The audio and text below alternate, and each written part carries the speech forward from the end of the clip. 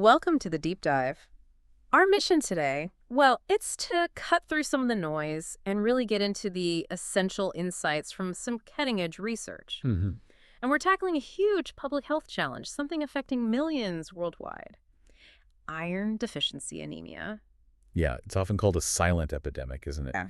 And if you've struggled with anemia yourself, you definitely understand that debilitating fatigue, the headaches that just won't quit, Right. and sometimes those really specific, almost weird symptoms like that compulsive urge to chew ice. Yeah. Pica, they call it. Yeah, pica. But the real sticking point, I think, for many people listening, the thing that makes them maybe even stop treatment is the side effect from the solution. Oh, absolutely. The standard oral iron supplement. Exactly. We know traditional iron pills, they are just notorious for causing stomach upset, inflammation, really serious gut issues sometimes. It feels like a massive barrier. People just can't stick with it. It is. It's a huge failure in patient compliance. The irony, pun sort of intended, is that the cure often feels worse, at least in the short term, than the actual condition. So that's why we're diving into this potential breakthrough. It's Okay. detailed in the journal ACS Applied Materials Interfaces. Mm-hmm. Researchers have engineered something they're calling a triple action supplement. It's framed as, well, a whole new way of thinking about iron delivery. Right. The promise, restoring iron levels effectively, but crucially, without tearing up your gut.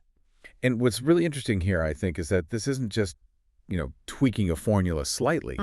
They seem to have moved away from the standard pill idea towards a new approach using biomaterials for iron delivery. It's not just adding a probiotic alongside the iron. No. No, it's like they've fundamentally integrated the iron into a supportive, almost protective microbial environment right from the start. Okay, that sounds different. Let's maybe quickly set the stage then. The basic problem, not just the symptoms we mentioned, but the mechanical reason the old treatments cause trouble. Sure. We know anemia is about not having enough red blood cells, impacting oxygen getting around, usually from not enough iron in the diet. Simple enough. Yeah. But why do the standard pills mess with the gut so badly? Well, the core issue is really low absorption. When you take a pretty high dose of iron in those pills, your body can only actually absorb a tiny fraction, How little are we talking? sometimes less than 10%. So you've got over 90% of this iron just left over. In that large unabsorbed chunk, that's the problem. That's the culprit, exactly. It doesn't just pass through harmlessly. Right, it's not inert. Far from it. That leftover iron acts as a potent irritant. It generates oxidative stress, and it really disrupts the very delicate gut microbiome balance. Ah, It seems to target beneficial bacteria specifically, and that fuels an inflammatory response right there in the colon. and that leads directly to the pain, the constipation, the general misery that makes people say, forget this. Precisely. That's why compliance is such an issue. It makes total sense. You're basically flooding this sensitive gut ecosystem with something it can't handle, something almost caustic in that quantity. Yeah. Now, doctors have tried to kind of work around this, right? Sometimes suggesting probiotics alongside the iron pills. They have. The idea is to support the good bacteria that are getting hammered by the iron. But this new research, it seems to take a much bigger leap. How so? Well, they recognize that adding an external probiotic is sort of a reactive strategy. It's like trying to clean up the mess after the damage is done. Okay. This new approach, it's designed to be proactive. It's an integrated delivery system. The gut protection is literally built into the supplement itself. Okay, so that brings us right to the core innovation, this triple action formula. Can you break down the three parts for us? What are they and why this specific combination? Right. The logic seems to be all about creating this localized protective environment right where it's needed. So the three components work together. First, obviously you need the iron complex. That's the payload. Second, a crucial probiotic that uses specific strain, Lactobacillus rhamnosus. Okay. And third, the prebiotic. This is key. It's dietary fiber, specifically sourced from millet. Millet fiber. That sounds quite specific. Why millet, do we know? Not just any fiber or something common like inulin. That seems to be a really important detail on the biomaterials engineering side of things. Right. The millet fiber acts like a scaffold. A scaffold. Yeah. And it's also the immediate food source for that Lactobacillus rhamnosus. Think of it like bioengineering a tiny, specialized habitat right within the supplement particle. Ah, I see. This creates an immediate supportive environment and makes sure the L. rhamnosus isn't just dumped into the gut hoping to survive. Right, hoping for the best. Exactly. It ensures it's viable and actually thriving right from the moment you take it. So the probiotic isn't just floating free, it's literally being housed and fed by the millet fiber right there next to the iron. That sounds like the key to this whole integrated delivery idea. That's pretty much it. The main job of this probiotic-prebiotic combination is to manage the gut environment immediately upon arrival. How does it manage it? Well, the Lactobacillus rhamnosus, fueled by the prebiotic, seems to buffer the local environment against any unabsorbed iron. It helps prevent that oxidative damage we talked about and the inflammation that follows. So it shields the existing good bacteria. Essentially, yes.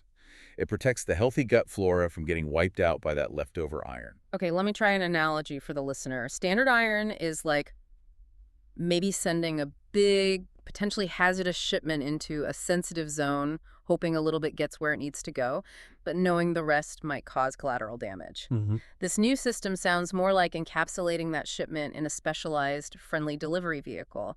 Maybe a drone that not only ensures the payload gets delivered, but also neutralizes any dangerous residue left behind. That's a fantastic analogy. Really captures it. The goal is twofold. Maximize the iron getting into the bloodstream, which inherently minimizes what's left in the colon. Right, less waste. Exactly. And then, proactively shield the gut lining from whatever small fraction does remain unabsorbed. It addresses the anemia and removes the main reason people quit treatment. Okay, great theory. But does it work? Let's get into the evidence. They tested this first in human cell cultures, you said, for biocompatibility. Correct. Standard procedure. And then moved to animal trials. Mice with iron-deficiency anemia, testing this 3-in-1 formula. What happened after 2 weeks? What could they actually measure?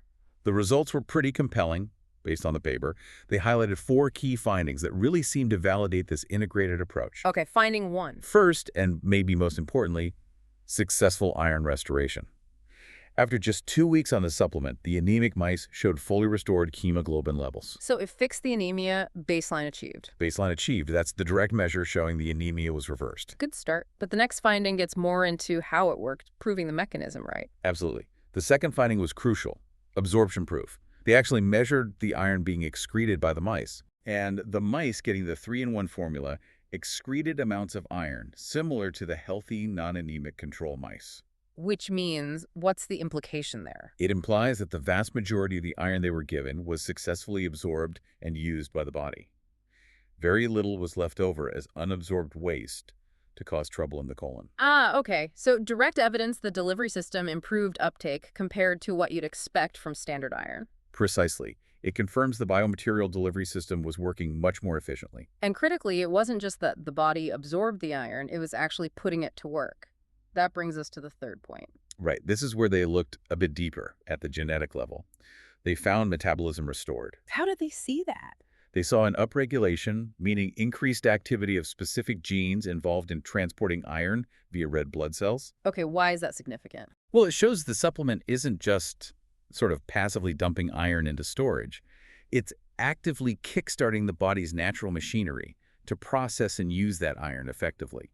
It's getting the whole iron metabolism pathway back online. That feels like the difference between just patching a hole and actually repairing the system. That's a good way to put it. A temporary fix versus really reversing the deficiency at a functional level. And finally, the result everyone who's suffered through traditional iron pills is waiting for: what happened in the gut. Yes, and this is maybe the most exciting part for practical purposes. They observed a minimal inflammatory response in the colon. Minimal. Okay, that's huge. That's the direct proof it's preventing those nasty side effects. And furthermore, the populations of beneficial gut bacteria, the good guys, were fully restored compared to the untreated anemic mice. Wow. So standard iron often causes gut dysbiosis, right? Kills off good bacteria. Yes, an imbalance. But this new method actively prevented that disruption and even supported the healthy microbes because of that built-in ecosystem. That's exactly what the results suggest. They seem to have corrected the anemia and optimized the gut environment at the same time. That really could change the game for patient compliance, couldn't it? Globally. It fundamentally changes the equation. One of the study authors, Poonam Sagar, really put it into perspective. She said, and I think this quote nails it, "By advancing biomaterial-based iron delivery, this research offers a transformative approach to address anemia, directly contributing to improved nutrition and long-term public health." that quote really drives home the bigger picture. It's not just about a better pill. No. It's about the potential impact when you solve the delivery problem.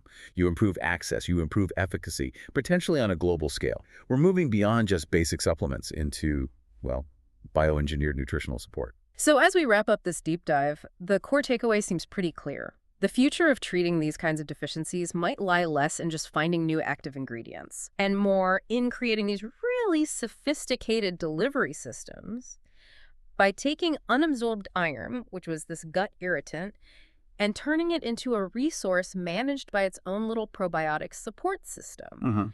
They seem to have cracked the code on the main side effect, holding back the cure. It really is a paradigm shift, moving from just reacting to problems, trying to mitigate side effects after the fact, to proactively integrating the solution and the protection together. It offers a potentially much more effective option with hopefully minimal side effects. And obviously more research is needed, human trials down the line, but it does raise a really interesting question for you, the listener, to think about.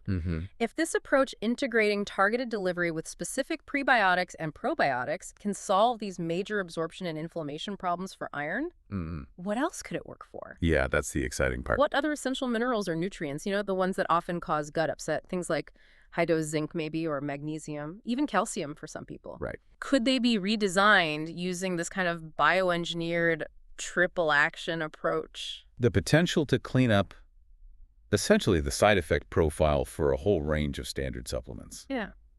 It's staggering, really. It could be a template for future nutrition design. It really could. Definitely something we'll be keeping an eye on to see where this research goes next. For sure. Okay, I think that's all the time we have for this deep dive. Thanks for handing in.